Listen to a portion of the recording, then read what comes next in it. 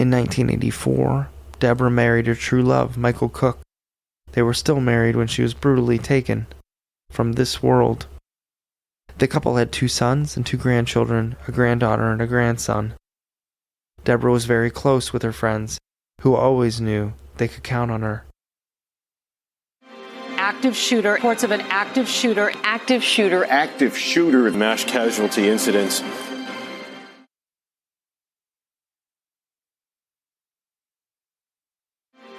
active shooter, reports of an active shooter, mass casualty incidents. Located about 85 miles south of Orlando, Sebring, Florida is nicknamed the City on the Circle because of Circle Drive, situated in the downtown historic district center. The estimated population in 2019 was approximately 10,600 residents that were spread out over a mere 16 square miles. The city was founded in 1912 and subsequently named after George E. Sebring, pottery manufacturer from Ohio, who developed the town based on a circular plan that he grew up. Sebring is the county seat for Highlands County and boasts 3 different lakes, including Dinner Lake, Lake Jackson, and Little Lake Jackson. The county has over 84 lakes located within its borders. Summers are humid and hot, and winters are dry and mild. Though the city is primarily a retirement community, there is a prominent tourist population because of the Sebring International Raceway, which is housed at the Sebring Regional Airport. The track hosts 12 Hours of Sebring, which is the second round of the WeatherTech Sports Car Championship, a race car series that is held in March of each year. The downtown area puts on multiple events each year, including sidewalk sales for the downtown shops and various festivals.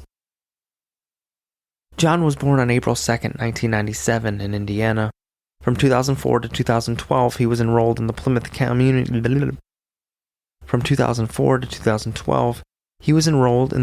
Community School Corporation school system and attended Bremen High School for the 2012-2013 year. He returned to the high school for the 2012-2014 year, but it doesn't appear that he graduated, and records don't show whether a GED was obtained. When he was attending classes, John was a member of the wrestling team and the freshman football team. Research indicates that John also attended Plymouth High School for a brief period, and his father owned a dry cleaning business in Plymouth, Indiana. By all accounts, John had a serious girlfriend for the time, but their relationship was explosive and took a toll on the girlfriend's mental health. Hence, she eventually broke off the relationship for good. Despite the breakup, the two kept in touch on a surface level and maintained a minimal friendship. However, the former girlfriend indicated that John's apparent obsession with death became much more intense after they split, which caused her concerns. A former acquaintance who met John when they were younger and in a psychiatric facility in Plymouth told police of a previous conversation the two had. John said he was having dreams of killing classmates and dreaming of cannibalism. They met at the same facility, where John met his ex-girlfriend. The man further recalled that John was obsessed with his dark thoughts and dreams, talking incessantly about it to several other students besides his ex-girlfriend and acquaintance. The disturbing statements that John was making reached the school's principal, Bruce Jennings, who contacted the police about it on February 20th, 2014. It wasn't surprising because John actually bragged about the perturbing dreams he had, and made no bones about feeling proud that the dreams reflected his sick thoughts. After the police were contacted, they responded to Bremen High School, where John admitted to thinking about and dreaming about killing people. He even confessed that he dreamt about it the night before and during that very day. John's mother agreed to have John taken to a behavioral health center. At that time, police closed their investigation, and it appears no further action was ever taken. John maintained a minimal social media presence. He had a Facebook and an Instagram page, though he rarely posted and had few friends and 38 followers. His interests were listed as Japanese anime and gun-related video games, but he also enjoyed music artists like Miley Cyrus. John and some friends liked to hang out and skateboard at a local church parking lot. He seemed very typical in most aspects, though his fascination and borderline obsession with death were alarming, enough that others spoke out about it. His former girlfriend, whom we referred to earlier, indicated she met John at a psychiatric hospital in Plymouth in 2013, and that he was captivated by death the whole time that she knew him. In fact, she and others were trying to get John mental health assistance for years before the shooting. To others, he was a little unapproachable and standoffish. Still, he didn't hold back around his friends, even once telling a friend that he intended to enlist in the military just to kill people, which is not unlike other shooters we covered. John entered a mental health facility again in February of 2014, after the high school principal called the police. The warning signs were there. John, his mother, and stepdad moved to Florida several years before the shooting. His mom was a cheerful woman, and stepdad was equally upbeat, always helping neighbors with small jobs around their homes. The family lived in a peaceful town, in a sleepy neighborhood. I would have never in a million years seen this coming at all. Together, I've been in their house, we've watched movies, they're a very normal family. John's dad claimed John wasn't raised to be the man he became. He had troubles as a kid, but never harmed another person. In March of 2016, John entered basic training for the Army. However, he left before finishing, so he was never considered a member of the armed services. In March of 2017, a police report was filed by a young woman with the Michigan State Police, alleging that she received numerous messages from John saying he was seriously considering killing himself. But he claimed he would take hostages and force suicide by cop, making the police shoot him, so he didn't have to shoot himself. It would have been yet another life torn apart by this tragedy.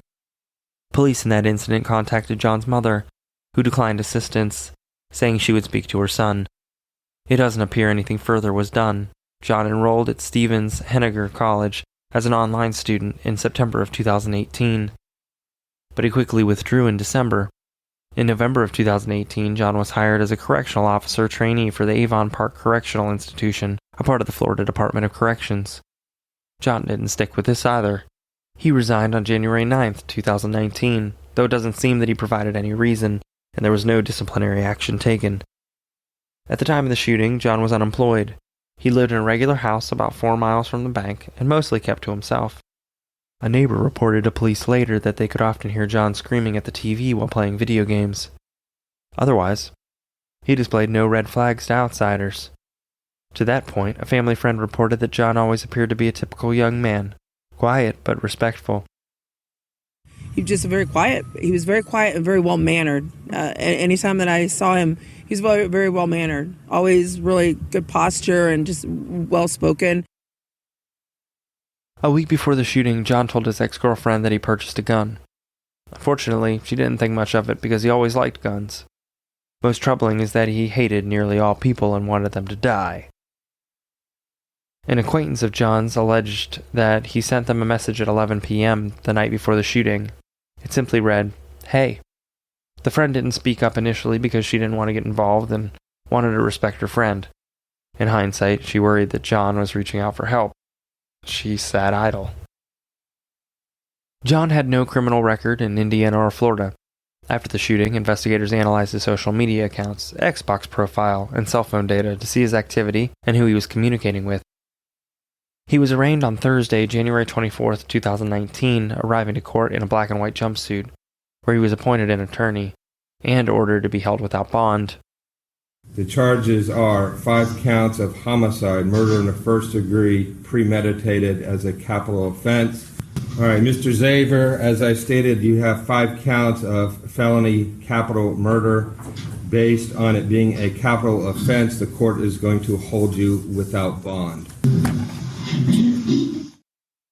John claimed that he didn't have any dependents, assets, or income, which allowed him a court-appointed public defender.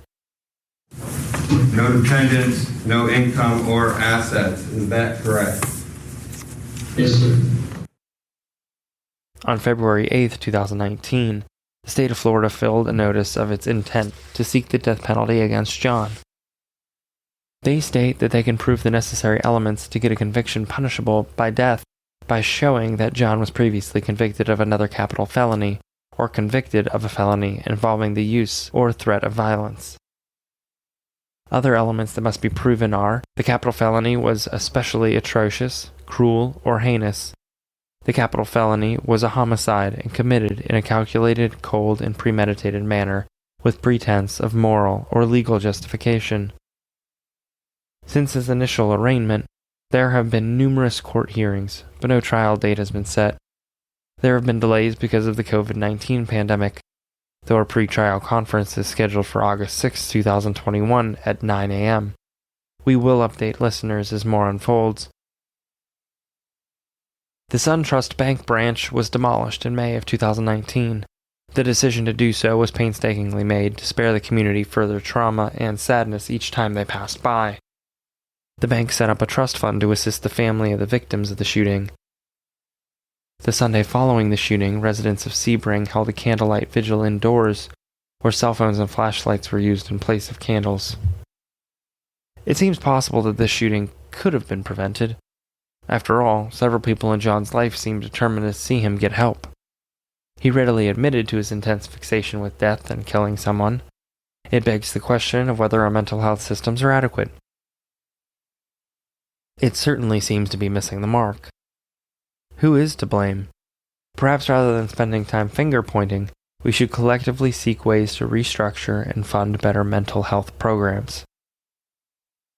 It is the strongest desire of this podcast to have no further need to tell these stories. Until that day, we will continue shedding light on active shooter and mass murder cases. As always, we implore our listeners to keep in touch with your loved ones. If you see something, say something. You never know whose or how many lives you would be saving.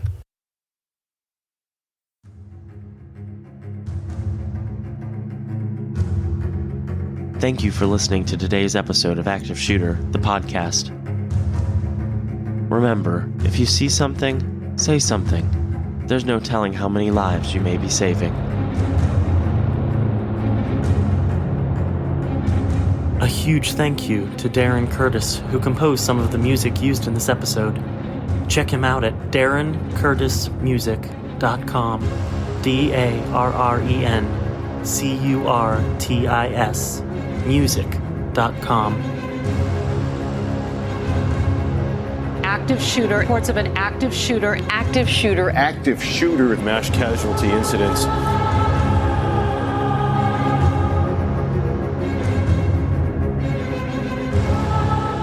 Make sure to check us out on social media. We have a discussion group on Facebook. Just search for Active Shooter, the podcast discussion group.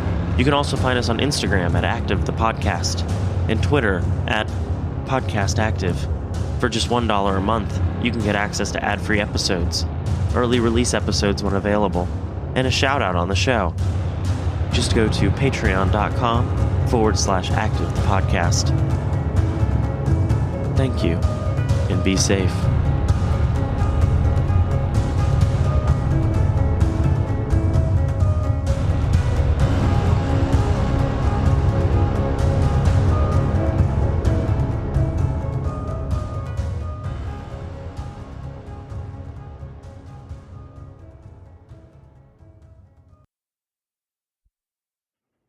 Do you love true crime, but are looking for something different? It sounds like a sitcom. It does. The Benders. The kind of assholes you should probably leave them alone. Do you like learning about cases so off the wall they can't possibly be true? Her wig is enormous, but it is lifted off her head by a monkey. Do you love history, but want to hear about what they didn't teach you in school? It's just got a almost where you hang your horns sign. Do you like laughing awkwardly about cases that are bizarre and a little strange? They'd be able to wield so many knives with all of their little arms. Then we have the podcast for you. Join me, Lindsay. And me, Madison, for Ye Old Crime, where we discuss the funny, strange, and obscure crimes of yesteryear. Listen every Wednesday, wherever you get your podcasts. And we'll see you next time with another tale as old as crime.